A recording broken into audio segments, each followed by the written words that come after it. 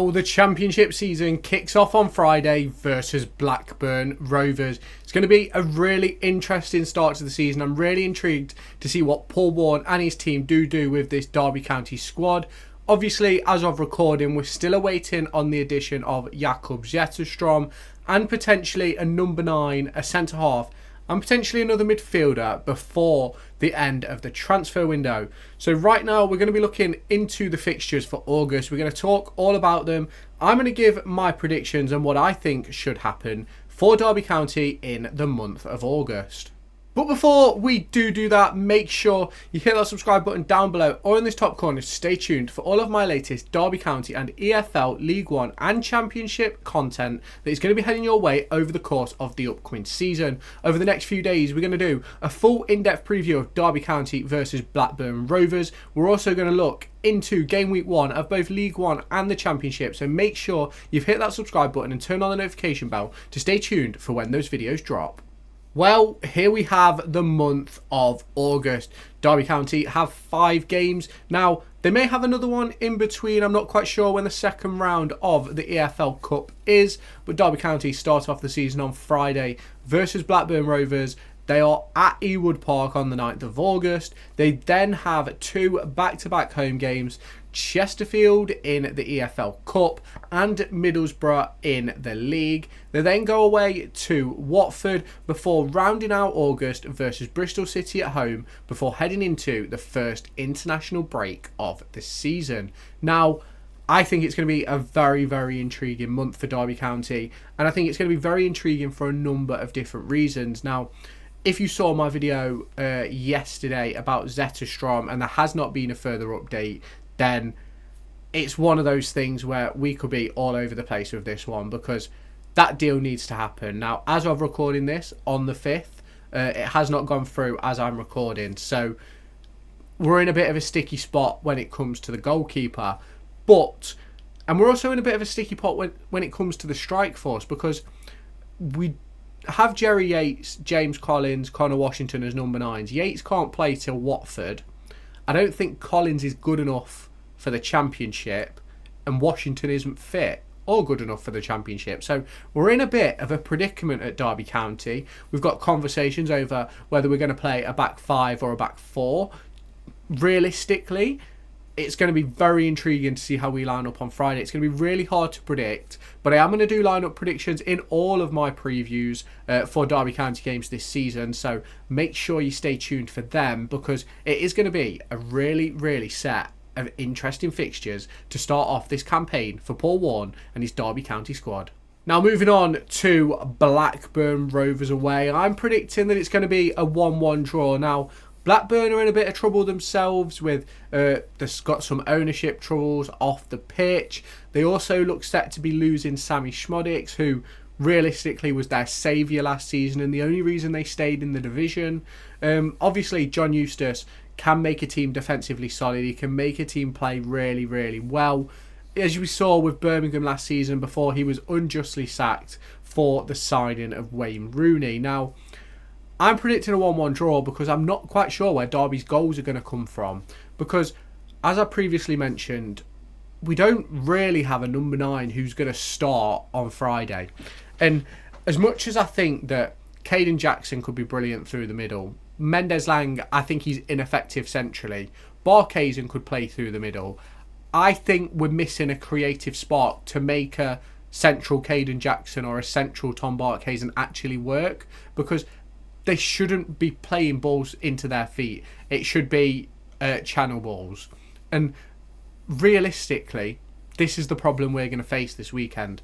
I do think that our midfield is set up. I think I know what we're going to play with that one. But I don't know whether it's going to be a back 5 or a back 4. It's going to be really interesting to see. Obviously, depending on who we play, would depend on if we can move between as the game goes on. Obviously, if you play a Kane Wilson at right wing and Ryan Niambi at right back, we can move between a 5 and a 4 in and out of possession, if that makes sense. So it could be a very interesting game, this one. I do think we're going to draw 1-1. I think it's going to be a really interesting game. I think it's going to be very back and forth. I think we're definitely going to see the start to Paul Warne's style. And I do think it's going to be a counter-attacking, defensively solid Derby County that we're going to see on Friday.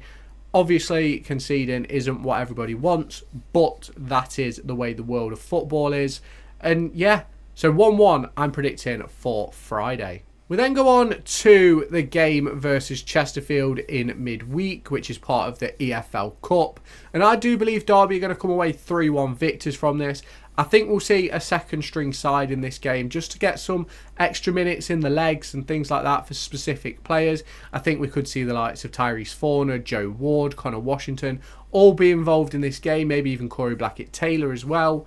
Because as much as I think Derby are going to win this game, and I do think they're going to do really well in this Chesterfield midweek game, which I'll be at, there will be a matchday vlog for it. It's going to be interesting to see how we set up between two different lineups. Now, we saw last season when we went into the cup game versus, I think it was Blackpool, we pretty much made 11 changes and got absolutely battered. So it's going to be interesting to see how it goes. I personally think that Paul Warne is going to want to sort of turn around from that 4-0 thrashing during pre-season that Chesterfield inflicted on Derby County. It was not a great performance that day by Derby, and obviously yes, it was pre-season, minutes in the legs, double sessions, rada, but it just wasn't anywhere near what you expect of a Derby County side. Now, we're going to go into this game off the back of obviously the Blackburn result. I think it could be an opportunity for players to try and earn a shirt depending on how the Blackburn game goes.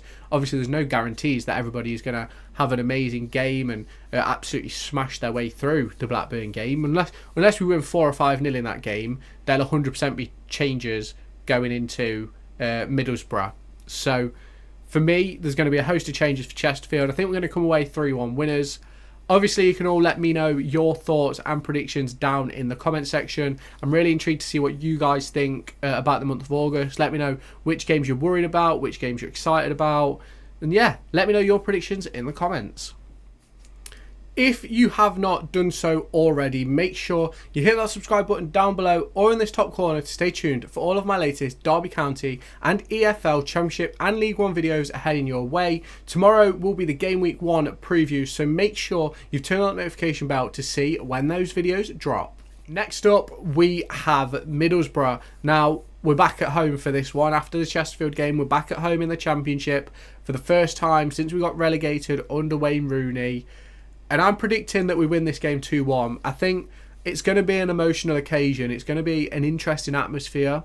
Obviously, if we go back to that administration season, Middlesbrough, one of the reasons why it took so much longer to get deals done, Middlesbrough and both Wickham.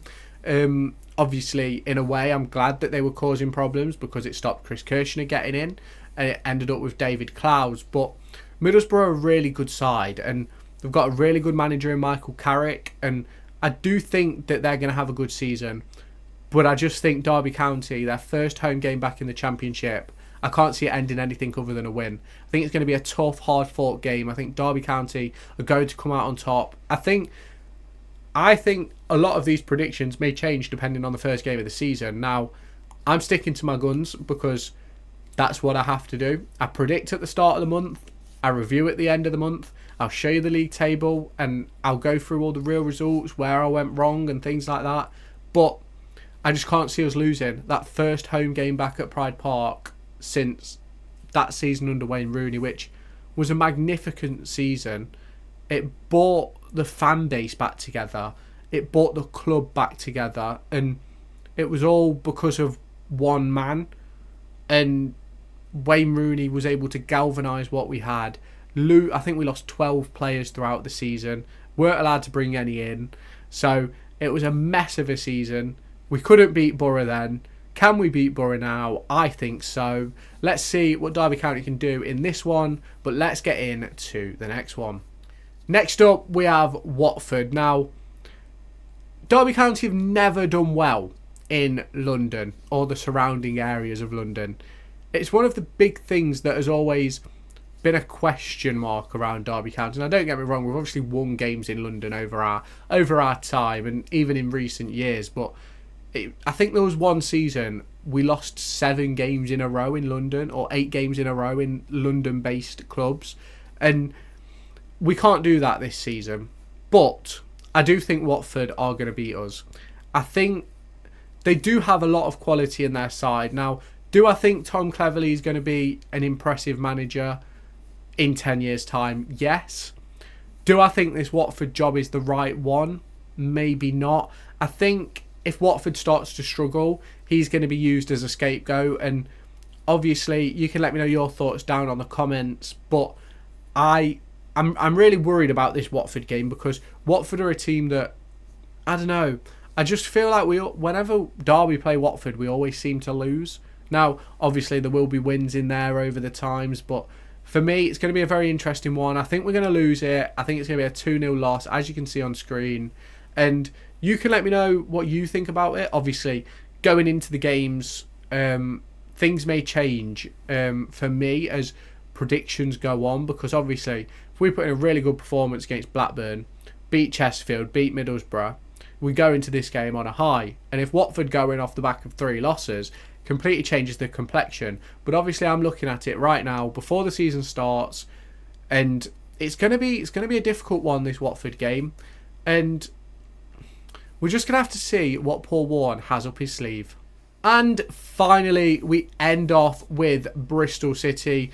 The return of Jason Knight and Max Bird, even Hayden Roberts as well, he's there. So it's going to be very interesting to see how this one goes. Obviously, Derby County and Bristol Rovers, they had Andy Vyman. Jason Knight is now their club captain. Max Bird is now there, and it's going to be weird watching this game, because it's going to be weird with Jason Knight not in black and white, Max Bird not in black and white. Now, obviously, Jason Knight went 12 months ago, but I've never seen him live with no Derby kit on. So it's going to be interesting to see how they get on coming back. It's going to be interesting to see how they get on at Pride Park. It's going to be interesting to see how Bristol City get on, because obviously they've got Liam Manning in charge. He took charge halfway through last season after leaving Oxford, and he's had his first full pre-season.